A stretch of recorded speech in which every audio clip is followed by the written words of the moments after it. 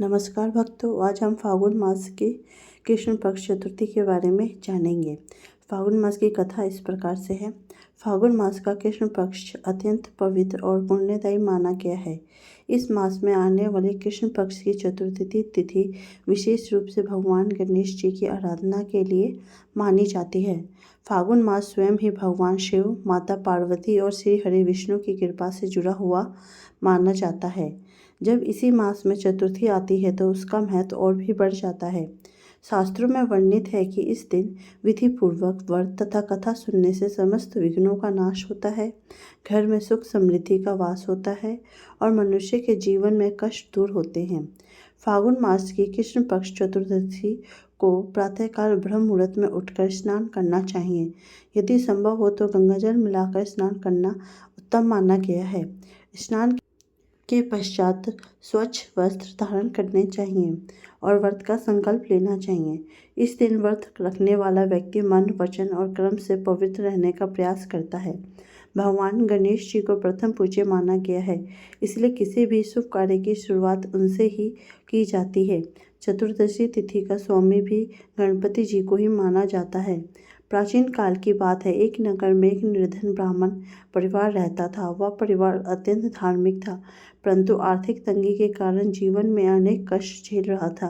ब्राह्मण प्रतिदिन भगवान की पूजा करता, किंतु उसके जीवन में कोई विशेष परिवर्तन नहीं आ रहा था। एक दिन उसने स्वप्न में भगवान गणेश जी के दर्शन किए। उन्होंने कहा कि फाल्गुन मास की कृष्ण पक्ष चतुर्दशी का व्रत श्रद्धा और नियम पूर्वक करो, तुम्हारे सभी कष्ट दूर हो जाएंगे। प्रातःकाल उठकर ब्राह्मण ने यह स्वप्न अपनी पत्नी को बताया और दोनों ने मिलकर व्रत करने का निश्चय किया। चतुर्थी के दिन उन्होंने उपवास रखा, मिट्टी की गणेश जी का प्रतिमा बनाकर उनकी विधि पूर्वक पूजा की। दुर्वा, मोदक, लड्डू, लाल फूल और चंदन अर्पित किए। पूरे दिन भक्ति भाव से ओम गण गणपतये नमो नमः का मंत्र का जाप किया। संध्या समय उन्होंने कथा सुनी और आरती की। कुछ ही दिनों में उनके जीवन की परिस्थितियां बदलने लगी। ब्राह्मण को विद्या के कारण राज दरबार में सम्मान मिला और आर्थिक स्थिति सुधर गई। उन्होंने समझ लिया कि यह सब गणेश जी की कृपा का फल है। फाल्गुन मास का संबंध भगवान शिव और माता पार्वती जी से भी है। गणेश जी माता पार्वती और भगवान शिव के पुत्र हैं। कथा के अनुसार एक बार माता पार्वती ने अपने उपटन के लेप से एक बालक की रचना की और उसमें प्राण स्थापित कर दिए। वह बालक ही गणेश जी कहलाए। जब भगवान शिव ने उस बालक को द्वार पर पहरा देते देखा और भीतर प्रवेश करना चाहा तो बालक ने उन्हें रोक दिया। क्रोधित होकर शिव ने उनका मस्तक काट दिया। माता पार्वती के विलाप से समस्त ब्रह्मांड कांप उठा। तब शिव ने हाथी का मस्तक लाकर उस बालक के शरीर पर स्थापित किया और उसे प्रथम पूज्य होने का वरदान दिया।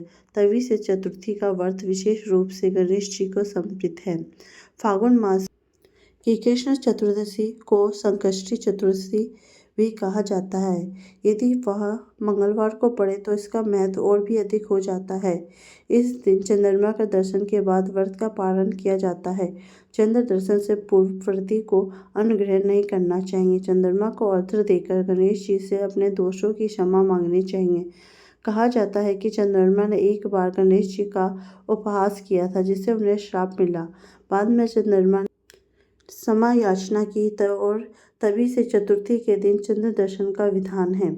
एक अन्य कथा के अनुसार एक राजा था जिसका राज्य समृद्ध था, परंतु संतान नहीं थी। अनेक यज्ञ और दान करने के बाद भी उसे पुत्र प्राप्ति नहीं हुई। एक दिन एक महात्मा ने उसे फाल्गुन मास के कृष्ण पक्ष चतुर्थी का फल करने की सलाह दी। राजा और रानी ने पूरे श्रद्धा भाव से व्रत रखा, गणेश जी की पूजा की और कथा सुनी।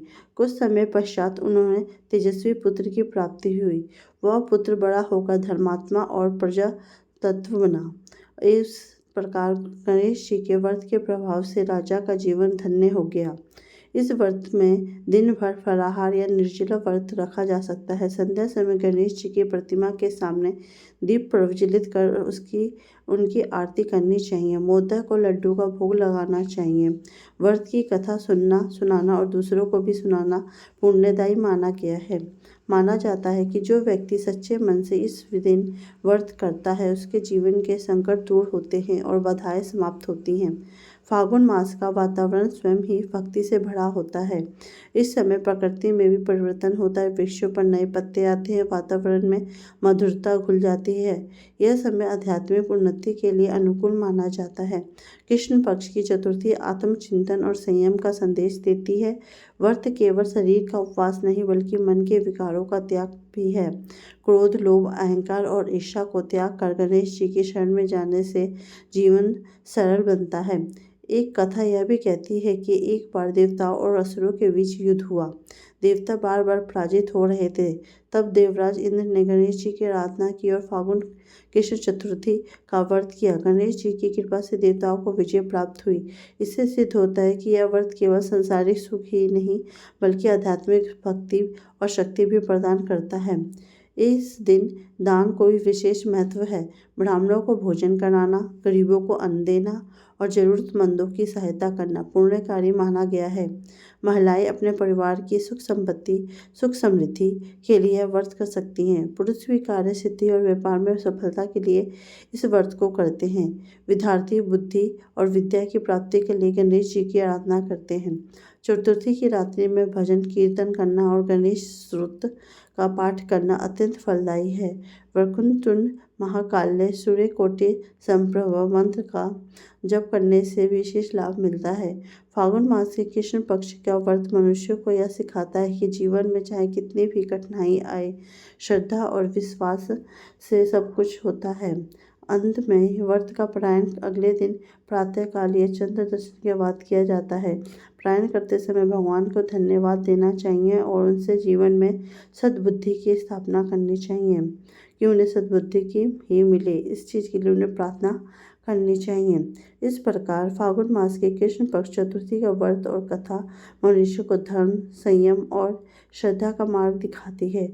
जो भी इस व्रत को विधि पूर्वक करता है उसके जीवन में गणेश जी की कृपा सदैव बनी रहती है और सभी विघ्न दूर होकर सुख समृद्धि का मार्ग प्रशस्त होता है।